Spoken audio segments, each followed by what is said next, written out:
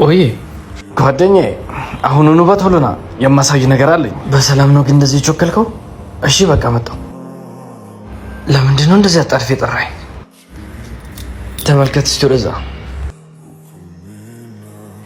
ገዝተህ እንዳይሆን ብቻ 50 ሚሊዮን ብር ያወጣውበት መኪና። ባይዘዌ እችንም ሰዓት ዛሬ ነው የገዛኋት 50 ሺህ ብር። ተመልከቻት እቺ መነጽር 20 ሺህ ብር ነው የወጣባት። ብቻ ምን አለፋ በገንዘብ የማይገዛ ነገር የለም። የኔ ልጅ እባክህ የተወሰኑ ቢላዎችን ግዛኝ። ምንም የሚገዛህ ነገር የለም። ከመኪና ያጠገብ ዞር። ከእናትህም ሆነ ከኔ ምርቃትን ታገኛለህ። እባክህ የተወሰነውን ግዛኝ። ሰማኛለህ? ያንተንም ቢላ ሆነ ምርቃት አልፈልግም። ተንቀሳቀስ። ስራን ያለመናቅ እድሜን ሳልል መስራቴ ነው አይደል? ስንት ነው አጎቴ? 200 ብር የኔ ልጅ።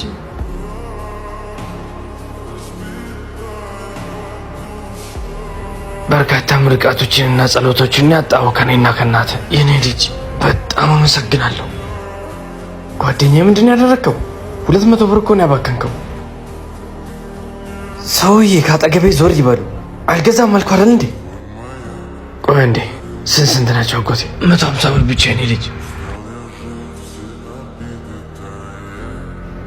ፈጣሪ ጠብቅ ልጄ። ከልቤ ነው ጸሎት የማደርግልህ።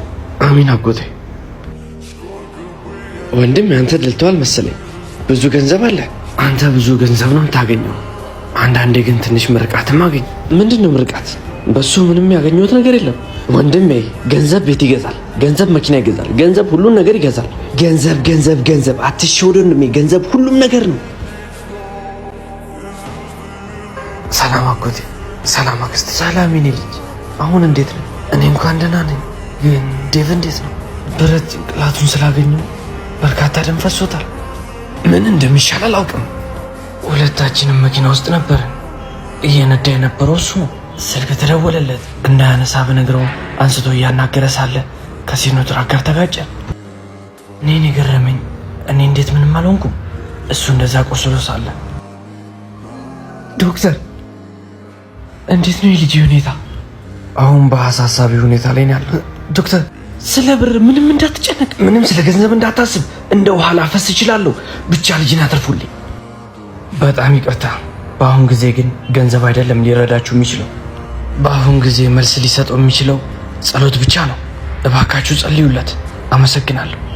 በአሁን ጊዜ መልስ ሊሰጠው የሚችለው ጸሎት ብቻ ነው። በርካታ ምርቃቶችንና ጸሎቶችን ያጣው ከኔና ከእናት። እኔን የገረመኝ እኔ እንዴት ምንም አልሆንኩ። ፈጣሪ ጠብቅ ልጄ።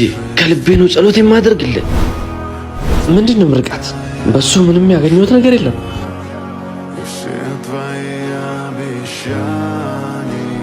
ዶክተር ልጄ እንዴት ነው?